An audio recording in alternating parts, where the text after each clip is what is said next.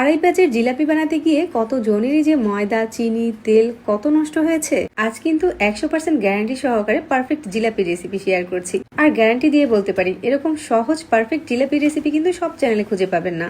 জিলাপিগুলো বানানোর জন্য প্রথমেই আমি চিনি শিরাটা রেডি করে নিব।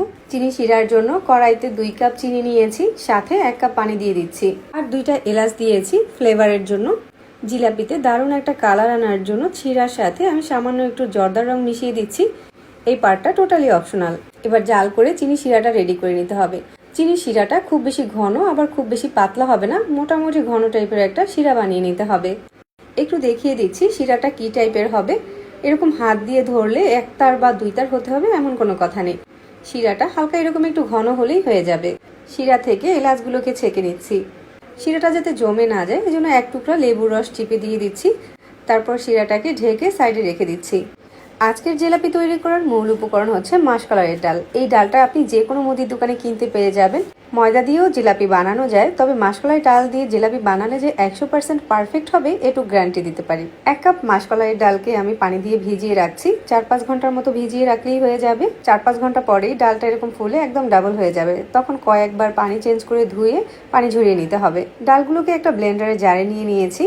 মাসকলাই ডালের সাথে আর যেটা দিতে হবে 1/4 কাপ ভিজিয়ে রাখা পোলাওয়ের চাল দিতে হবে। ডাল আর চালটা ব্লেন্ড করতে যতটুকু পরিমাণ পানি লাগে ঠিক ততটুকু পরিমাণ পানি দিতে হবে। ডালগুলোকে কিন্তু অতিরিক্ত পানি দিয়ে ব্লেন্ড করা যাবে না। ডালটা পেস্ট করে নেওয়ার পর ঠিক এরকম হয়েছে দেখতে, একদম মিহি করে পেস্ট করে নিতে হবে। ডালের মিশ্রণটা একটা বাটিতে ঢেলে নিয়েছি। এই ব্যাটার থেকে সামান্য 1 ফোঁটা পানির ভিতরে দিয়ে দেখছি যে এই ব্যাটারটা দিয়ে পারফেক্ট জিলাপি হবে কিনা। ব্যাটারটা পানির ভিতরে দেওয়ার সাথে সাথে ভেসে ওঠেনি, তার মানে এই ব্যাটারটা দিয়ে কখনোই পারফেক্ট জিলাপি বানানো যাবে না। এখন যেটা করতে হবে, এই ব্যাটারটাকে হাত দিয়ে খুব ভালো করে ফেটিয়ে নিতে হবে।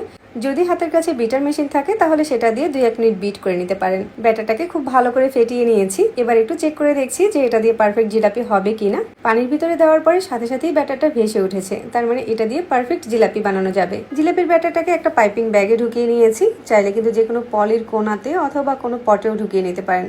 জিলাপিগুলো ভাজার জন্য মিডিয়াম আঁচে তেল গরম করে নিতে হবে। তেলের হিটটা মিডিয়াম আঁচে থাকতে হবে। তারপর হচ্ছে জিলাপির শেপ দিয়ে দিতে হবে। একদম যে পারফেক্ট আড়াই প্যাচের জিলাপি হতে হবে এমন কোনো কথা নেই। জিলাপির প্যাচটা যে কোনো একরকম ভাবে হলেই হবে। চুলার আঁচটাকে মিডিয়ামে রেখে জিলাপিগুলোকে ভেজে নিব। জিলাপিগুলোতে এরকম একটা কালার চলে আসলে বুঝতে হবে এটা ভাজা হয়ে গিয়েছে।